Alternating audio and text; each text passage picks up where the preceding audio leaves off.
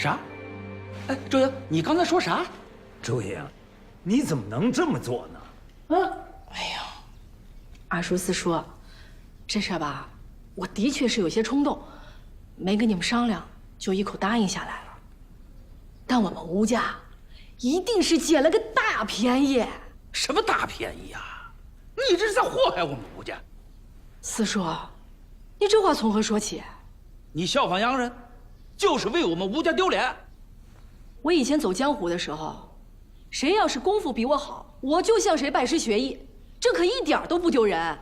周英啊，你得清楚，2000股就是20万两，我们吴家哪来这么多银子？公账上不是还有10多万两银子吗？这大半年代理土尔丹的生意也有几万两银子的进账，此外，账上还有一些周转的银子。我再把今年的棉花订单转出去，另外，西院还有一些空置的商铺，中院还有一些地，加起来正好够20万。哎呀，疯了！我看他是疯了。二哥，他把我们老吴家全部家当他都搭进去了。20万两投进去，2年那就是40万两，3年就是80万两。哎呦，周莹啊，只怕你今天投进去的是20万两，到了年终就成了2000两，到了年底就变成200两了。相信我，这机器织布局一定是吴家未来30年里最赚钱的产业。什么呀？什么生意啊？你这是赌！对了，这就是赌。但我这次赌的不是运气，而是天时。连朝廷都在学洋人造洋枪洋炮，我相信这机器织布局一定不会输。周莹哎，10赌9输。哎呀，二叔，你说句话嘛。二哥，你说，你说。周英，要不这样，我们先认200股。哎呀，二叔，趁着现在朝廷给了这么多离税的优惠，趁着市面上只有一家上海机器织布局能跟我们争利，趁着大家还没有醒悟过来，要认咱就全认。周英，你得清楚，20万两可是我们吴家所有的家底呀。是啊，这可是千载难逢的机会啊！那我要是不同意呢？我也不同意。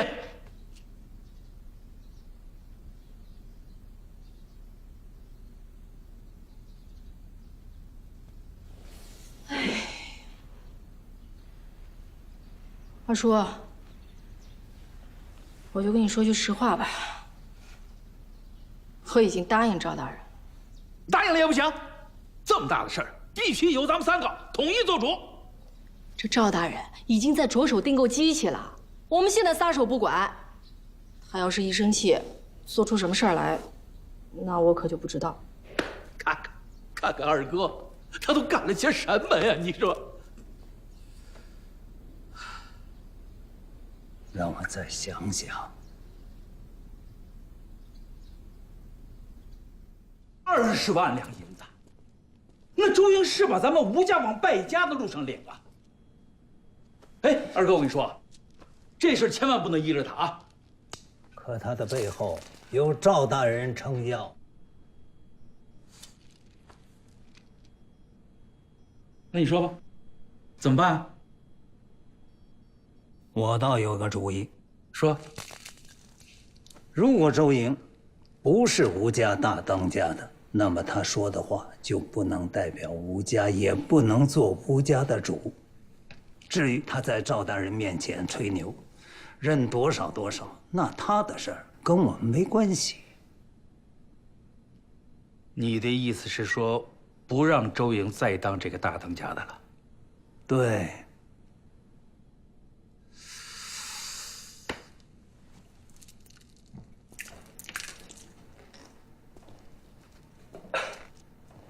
二哥，这个有点不大妥当吧？为什么？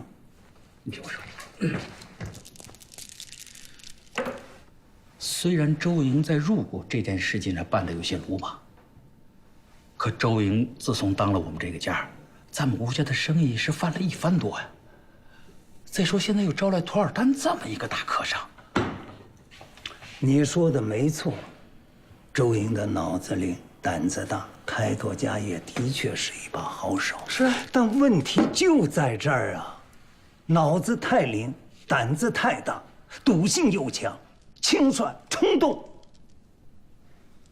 我们吴家发展到今天，已经上了轨道，他这个性子不适合当家了。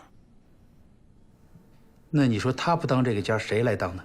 要我说呀，谁当都行，但关键是性子得沉稳，办事老道，绝不能莽撞蛮横。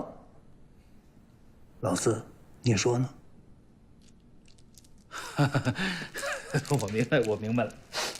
是这样，二哥，再找周莹商量商量啊，劝劝他。如果他退了这个股，这个家他继续当，啊，如果他硬顶着跟咱们干，再说，咱们再说。行吧。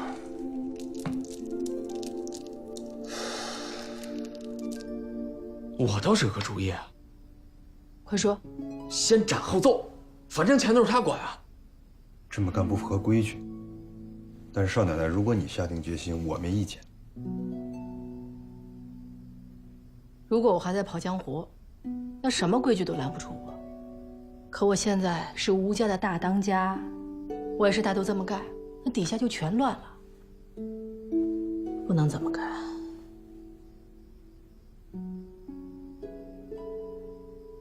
哎，你们说，我要是请个人来，给二叔四叔讲讲这机器织布局到底是怎么回事儿，他们会回心转意吧？我觉得可以试试。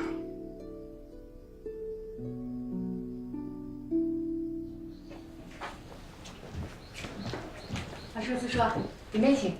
那，里面坐坐。周阳，你这是叫我们来干什么呀？我今天啊，专门请了一位先生，来给两位叔叔讲讲机器织布是怎么回事。我保证你们听了之后，对机器织布不会再有疑虑了。哦，什么先生？你们见了就知道了。有请约瑟夫先生。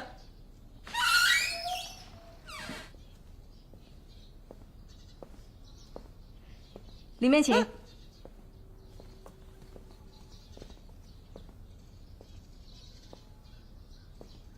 我很高兴见到你们。周阳啊，洋人，你请的是一位杨老师。约瑟夫先生是唯一一个见过机器织布的人，我请他来教教我吧。他读过圣贤书吗？他知道礼义廉耻吗？